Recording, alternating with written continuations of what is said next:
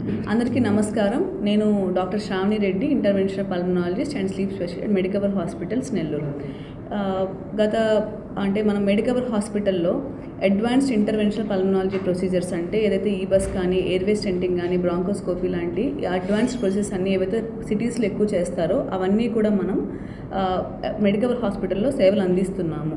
అయితే వీటి గురించి అవగాహన కల్పించడానికి, అలాగే ఈ సేవలన్నిటి గురించి కూడా కావలి ప్రజలకు అవకాశం కల్పించడానికి మెయిన్గా మనం ఈ కావల్లో లైఫ్ కేర్ హాస్పిటల్లో ఎవ్రీ మంత్ ఫస్ట్ శుక్రవారం నేను అవైలబుల్గా ఉంటాను. ముఖ్యంగా చూసుకుంటే క్రానిక్ కాఫ్ అంటే దీర్ఘకాలిక దగ్గు ఉన్న పేషెంట్స్ కానీ, అలాగే ఆకలి తగ్గిపోవడం, బరువు తగ్గిపోవడము, దాంతోపాటు ఊపిరి తీసుకునేటప్పుడు ఆయాసం రావడము, పిల్లి కూతలు లాంటి సమస్యలు ఉండడము, ఇంతకుముందు ఎయిర్వే ఎప్పుడైనా మనకి వెంటిలేటర్ మీద పడినప్పుడు ఇప్పుడు గాలి తీసుకోవడానికి ఇబ్బంది రావడము, అలాగే ఊపిరితిత్తుల్లో ఏదైనా గడ్డ లాంటి పరిస్థితులు ఉండడము, ఇలాంటి ఏ పేషెంట్ అయినా సరే నన్ను లైఫ్ కేర్ హాస్పిటల్లో మొదటి శుక్రవారం రోజు నాకు నా విజిట్ ఉంటుంది.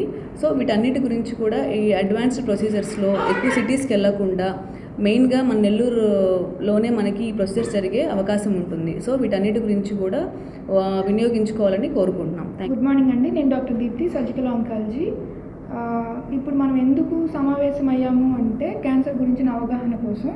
సుమారు ఒక 100 మంది క్యాన్సర్ పేషెంట్లను తీసుకుంటే అందులో 80 మంది ముఖ్యంగా లేడీసే ఉంటున్నారు. ఎందుకు లేడీస్కి ఇన్ని క్యాన్సర్లు వస్తున్నాయి అంటే దానికి చాలా కారణాలు ఉన్నాయి. ఉదాహరణకు 100 మంది క్యాన్సర్ పేషెంట్లు ఉంటే అందులో 80 మంది లేడీస్ ఉంటున్నారు. వీళ్ళకు కూడా బ్రెస్ట్ క్యాన్సర్, సర్వికల్ క్యాన్సర్ అనేది ఎక్కువగా ఉంటుంది. ఎందుకు ఇన్ని క్యాన్సర్స్ లేడీస్కి వస్తున్నాయి, ఎందుకు వాళ్ళు అడ్వాన్స్డ్ స్టేజెస్లో ప్రజెంట్ అవుతున్నారు అనేది చూసుకుంటే, ఒకటి అవగాహన లేకపోవడం. అంటే రొమ్ములో గడ్డ వచ్చింది, పలానా డాక్టర్ దగ్గరికి వెళ్ళి చూపించుకోవాలి అనే నాలెడ్జ్ లేకపోవడం అనేది ఒకటి ముఖ్యంగా కారణం ఉంది.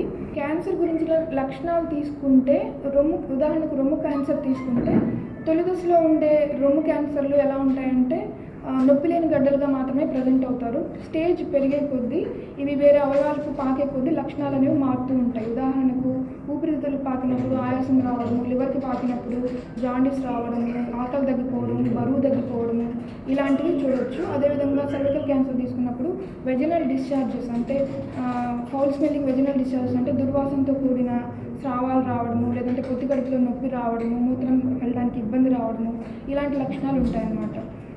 అదేవిధంగా ఊపిరితిత్తుల క్యాన్సర్ తీసుకుంటే మేడం గారు చెప్పినట్టు ఆయాసం రావడము, దగ్గు రావడము, బరువు తగ్గడము, ఆకలి తగ్గడము, మనిషి క్యాన్సర్ తోటి పీల్పుడు అంటే సన్నగా మారిపోవడం అనేది ముఖ్యంగా మనం చూడవచ్చు.